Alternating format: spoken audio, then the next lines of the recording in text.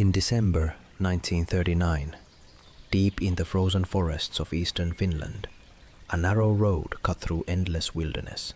It was called Raatteentie, Raate Road. At first glance, it looked insignificant, just a thin line on a map leading from the Soviet border toward the small Finnish village of Suomussalmi.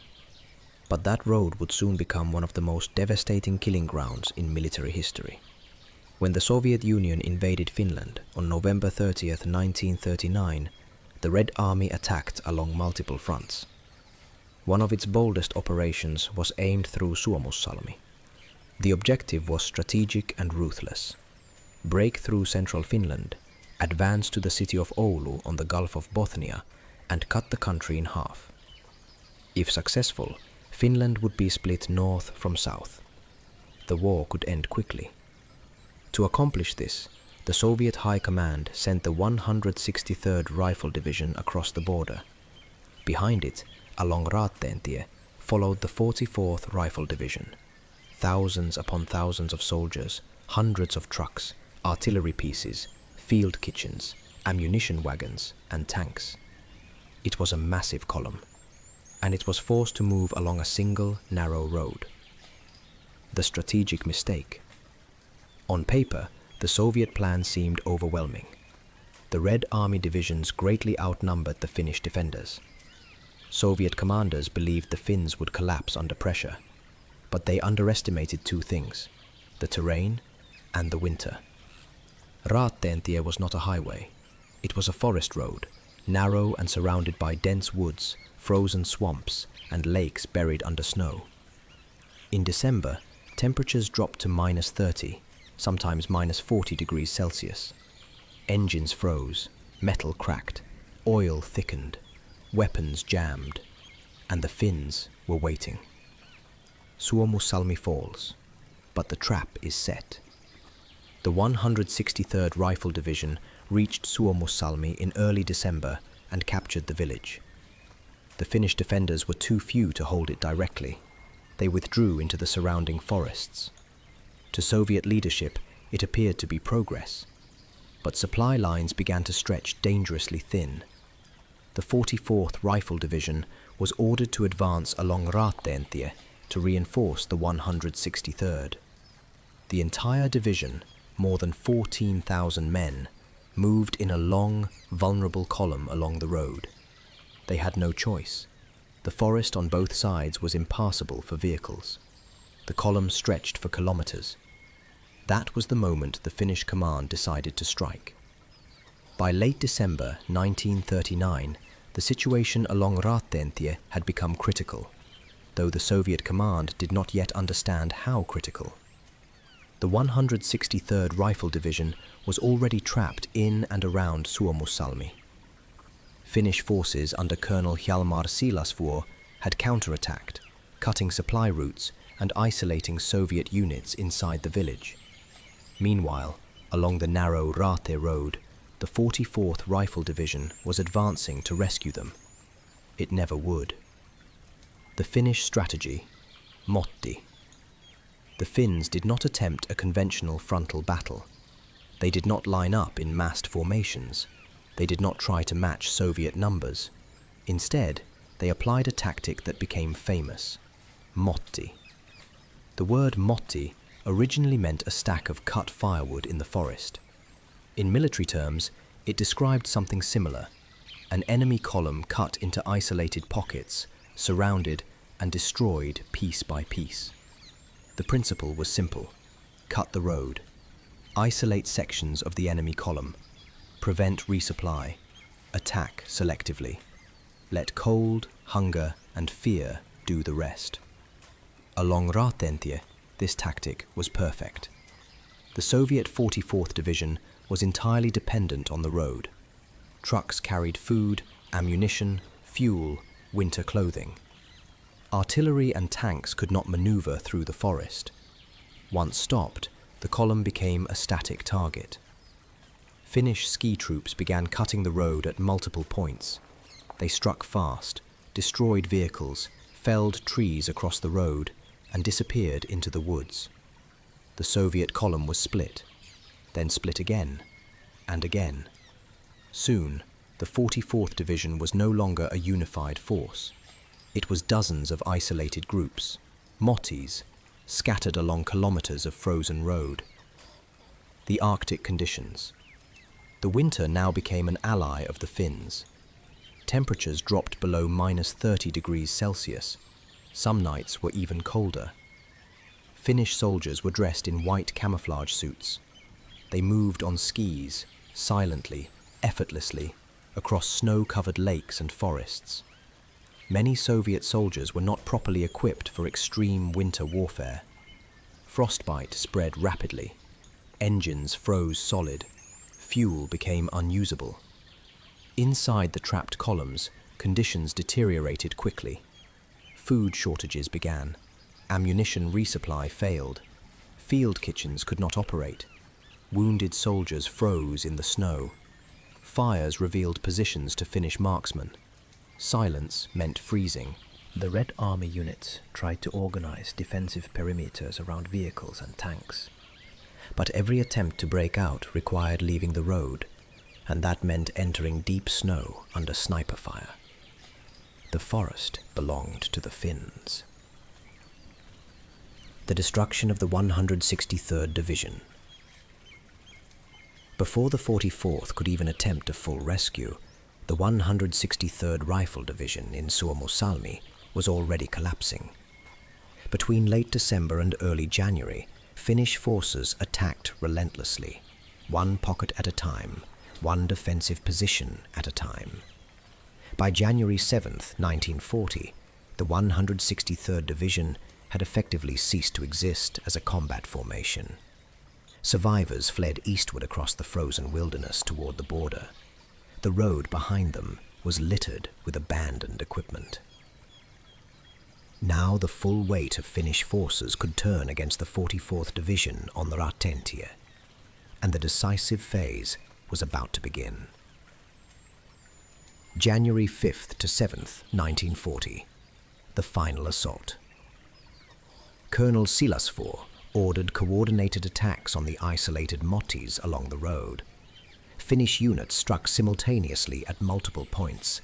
Machine gun nests were overrun, artillery positions captured, supply depots destroyed, columns broken into even smaller fragments. The Soviet command attempted to organize a breakout toward the east, but coordination had collapsed. Communication lines were severed. Units no longer knew the situation of neighboring formations. When breakout attempts occurred, they were chaotic and costly. Finnish forces used close-range infantry assaults, Molotov cocktails against tanks, rapid ski maneuvering to encircle retreating groups, night attacks to maximize confusion. The Red Army's numerical superiority became meaningless in terrain where only a handful of men could fight at once. The collapse of the 44th Rifle Division. By January 7th, 1940, the 44th Division was shattered. Thousands of Soviet soldiers were dead or captured. Large quantities of equipment were abandoned. Tanks, artillery, hundreds of trucks, field guns, anti-tank weapons, ammunition stockpiles, food supplies. The destruction was so complete that Finnish troops captured more material than they themselves possessed. Estimates vary, but roughly 9,000 to 10,000 Soviet soldiers were killed in the Raatteentie operation. Finnish losses were significantly smaller, approximately 400 to 1,000 killed in the broader Suomussalmi battles. It was one of the most decisive tactical defeats suffered by the Red Army during the Winter War. Strategic impact. The Soviet plan to cut Finland in half had failed completely. Instead of advancing to Oulu, 2 Soviet divisions had been destroyed in the forests of Suomussalmi and along Raate Road. The victory had enormous consequences. It boosted Finnish morale across the country. It shocked foreign observers. It exposed serious weaknesses in Red Army leadership and winter preparedness. It demonstrated the effectiveness of small unit mobility in Arctic warfare. Internationally, Raate Road became symbolic of Finnish resistance, a small nation defeating a massive invading army through skill, adaptation, and intimate knowledge of terrain. By early January 1940, the fighting along Raatteentie was no longer about large-scale maneuvers. It had become something far more intimate and brutal. The forest was silent between bursts of gunfire. Snow absorbed sound. Smoke hung low in the frozen air. The road that had once carried thousands of marching soldiers was now a shattered corridor of broken trucks, frozen bodies, abandoned artillery, and silent tanks. But behind every destroyed vehicle was a human story. The Finnish ski patrols. Most Finnish soldiers fighting at Raate were reservists, farmers, loggers, hunters, men who had grown up in the very forests where the battle was unfolding. They did not see themselves as executing some grand military innovation. For them, skiing 20 or 30 kilometers in freezing darkness was normal. Navigating by tree lines and frozen lakes required no special training. It was life. A typical Finnish ski patrol moved in small groups of 5 to 10 men. They carried bolt-action rifles, light machine guns, a few grenades, Molotov cocktails for tanks, minimal rations. They wore white camouflage suits that blended into the snow-covered forest. In moonlight, they were nearly invisible. At night, they would approach Soviet positions silently. They listened first. Engines trying to start, men coughing, metal clanking. Sometimes they waited hours in stillness before striking. Then the attack came quickly. A burst of automatic fire, a grenade thrown into a truck cluster, a Molotov bottle against a tank engine grill. Then they vanished again into the forest. The psychological effect was devastating. Soviet soldiers never knew when the next attack would come. Inside the Soviet Mottis. For the trapped Soviet troops of the 44th Rifle Division, the situation grew worse by the hour. The division had entered Finland, believing it would face limited resistance. Many soldiers were Ukrainian conscripts, unfamiliar with deep Arctic winter. Their uniforms were insufficient for temperatures approaching -40 degrees Celsius. As the Finns cut the column into segments, Soviet units established defensive perimeters around vehicles. Trucks were parked in circles. Snow walls were built for protection. Machine guns were placed facing the forest. But these static defenses were a trap. Food became scarce. Supply trucks at the rear could not reach forward positions. Wounded soldiers lay in makeshift shelters. Medical supplies ran out quickly. Frostbite spread through entire companies. Fuel shortages meant engines could not run continuously for warmth. When engines were shut off, they often could not be restarted. At night, some Soviet soldiers attempted to sleep under trucks or inside vehicles for protection from wind. Many never woke up. Chaos in command. Communication within the 44th Division collapsed rapidly. Telephone lines were cut by Finnish patrols. Couriers attempting to move between segments were intercepted or shot. Radio coordination was limited and often ineffective in forested terrain. Commanders at different points along the road had little understanding of the overall situation. Orders to regroup or break out were delayed, misunderstood, or impossible to execute. Some Soviet officers attempted organized assaults into the forest to clear Finnish positions. But deep snow slowed movement drastically.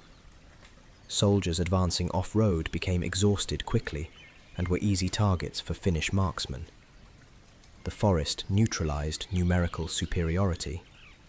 In many locations, the fighting was reduced to close-range engagements between small groups of men, sometimes within 30 or 40 meters. the final breakout attempts. In early January 1940, Soviet leadership ordered a full breakout eastward toward the border. The attempt was chaotic. Units tried to move simultaneously along the clogged road. Destroyed vehicles blocked progress. Horses panicked. Artillery pieces became stuck. Some soldiers abandoned heavy equipment and attempted to escape on foot. Finnish forces anticipated the breakout. They had already positioned blocking detachments along likely escape routes. Machine guns covered narrow passages. Mortars were prepared. When Soviet columns began moving, they entered crossfire. Many tried to flee into the forest rather than remain on the road. But without skis, progress through deep snow was painfully slow. Temperatures at night were lethal. Small groups of survivors did manage to reach Soviet lines, but the 44th Rifle Division, as a functioning combat unit, ceased to exist. Its commander was later held responsible for the catastrophe. The battlefield aftermath. When the fighting ended around January 7, 1940, the scene along Raatteentie was extraordinary. The road was littered with hundreds of trucks, dozens of tanks, field artillery, anti-aircraft guns, ammunition stockpiles, food stores, weapons and winter gear. Finnish forces captured more equipment than they had brought to the battle. Photographs taken afterward show long lines of abandoned Soviet vehicles frozen in place, stretching into the forest. It resembled a convoy that had simply stopped and never moved again. For the Finns, the material gain was significant. The Finnish army was poorly equipped compared to the Red Army. Captured weapons and supplies were immediately reused. For the Soviet Union, the loss was humiliating. Psychological and strategic consequences. The victory at Raate Road and Suomussalmi had effects far beyond the battlefield. It proved that the Red Army was vulnerable. It demonstrated the effectiveness of decentralized command and small unit initiative. It became a symbol of Finnish resistance worldwide. It exposed weaknesses in Soviet training, logistics and leadership during the early Winter War. Foreign military observers studied the battle closely. The concept of Motti tactics entered military analysis. The importance of mobility in winter conditions was recognized internationally. For Finland, the victory provided desperately needed morale. The country was fighting for survival against a vastly larger opponent. News of Raate Road spread quickly.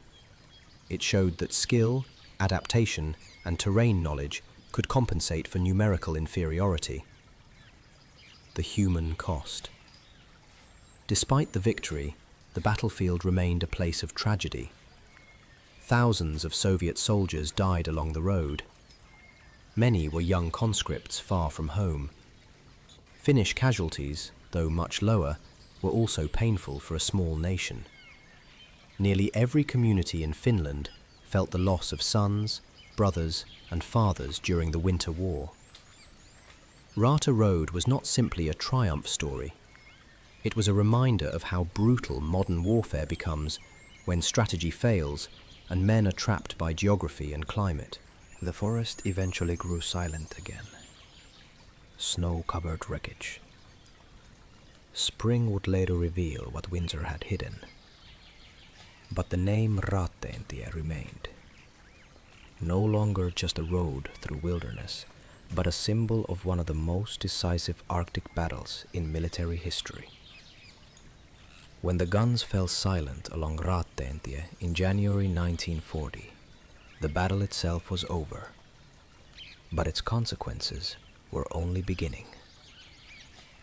The destruction of the Soviet 44th Rifle Division and the earlier collapse of the 163rd Division at Suomussalmi marked one of the most decisive Finnish victories of the Winter War. Yet the larger war continued. The Red Army would adapt. Finland would continue to fight under immense pressure. Raate Road became more than a battlefield. it became a lesson, studied by soldiers, historians, and military strategists around the world. Shock in Moscow.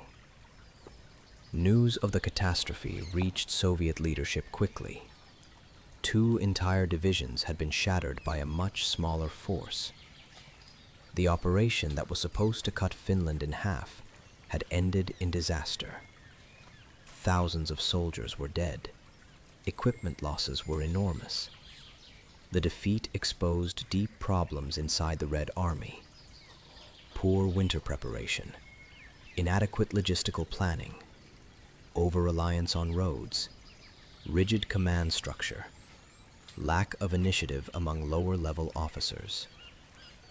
At this time, the Red Army was still suffering from the after-effects of Stalin's purges in the late 1930s. Many experienced officers had been removed. Leadership often lacked confidence or flexibility. Raate Road became one of the early warnings that the Soviet military machine was not as unstoppable as it appeared on paper. Tactical lessons. Military analysts later identified several key lessons from Raatteentie. 1. Mobility over mass. The Finnish army demonstrated that mobility in extreme conditions could outweigh numerical superiority. Ski troops moved faster, quieter, and more efficiently than motorized columns restricted to roads. 2. Logistics decide battles. The Soviet divisions were not destroyed in a single massive engagement. They were suffocated. Once supply lines were cut, food ran out, ammunition dwindled, fuel froze, morale collapsed. Modern warfare depends on continuous resupply. At Raate Road, that chain was severed. 3. Terrain as a weapon. The Finnish forces weaponized the environment. Forest density, deep snow, frozen lakes, and extreme cold were integrated into tactical planning. The Soviets viewed the forest as an obstacle. The Finns viewed it as protection. 4. Decentralized command. Finnish small unit leaders were given freedom to act independently. Initiative at platoon and company level allowed rapid adaptation. In contrast, Soviet units often waited for centralized orders that never arrived. Influence on the wider Winter War. Although Raate Road was a major Finnish victory, it did not end the Winter War. After January 1940, the Soviet Union shifted its focus to the Karelian Isthmus in southern Finland. There, the Red Army massed overwhelming artillery and manpower against the Mannerheim Line.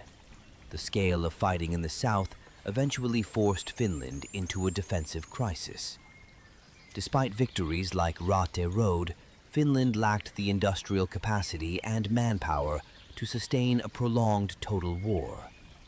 On March 13, 1940, the Winter War ended with the Moscow Peace Treaty. Finland preserved its independence, but lost territory. Even so, Raate Road ensured that the narrative of the war was not one of collapse, but of resistance. International perception. Globally, the battle had enormous symbolic value. Observers in Europe and North America followed the Winter War closely. The image of a small nation resisting a superpower resonated strongly. Raate Road demonstrated that the Red Army was vulnerable. Winter warfare required specialized training. Light infantry mobility could defeat mechanized formations in certain conditions. German military observers studied Soviet performance carefully. Some historians argue that early Soviet struggles in the Winter War contributed to German overconfidence before Operation Barbarossa in 1941. Thus, a forest road in eastern Finland had indirect influence on wider European strategic calculations. The battlefield today. Today, Raatteentie remains a place of remembrance. The road still runs through quiet forest. Near the former battlefield stands a memorial area dedicated to those who died. Thousands of stones mark the scale of loss. Preserved vehicles and artifacts testify to the violence that once unfolded there. Visitors walk where columns once stood, frozen in chaos. The silence of the forest contrasts sharply with the events of January 1940. The human dimension revisited. Beyond tactics and strategy, Raate Road remains a story about endurance.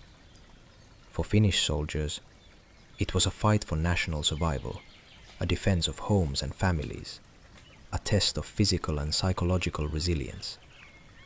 For Soviet soldiers, it was a brutal introduction to Arctic warfare, a campaign shaped by inadequate preparation and flawed leadership, a tragedy for thousands who never returned home. Victory and defeat existed side by side along that narrow road. Final assessment. The Battle of Raate Road was not the largest battle of the Winter War. It was not the final battle. It did not end the conflict. But it became one of the most studied and symbolically powerful engagements of the war. It showed that numerical superiority alone does not guarantee success. Logistics and environment can determine outcomes. Small, mobile units can dismantle larger forces under the right conditions. Morale and adaptation matter as much as firepower. In military history, certain places become more than geographic locations. Raatteentie is one of them. A narrow forest road, a frozen corridor, a place where an army advanced and never came back intact.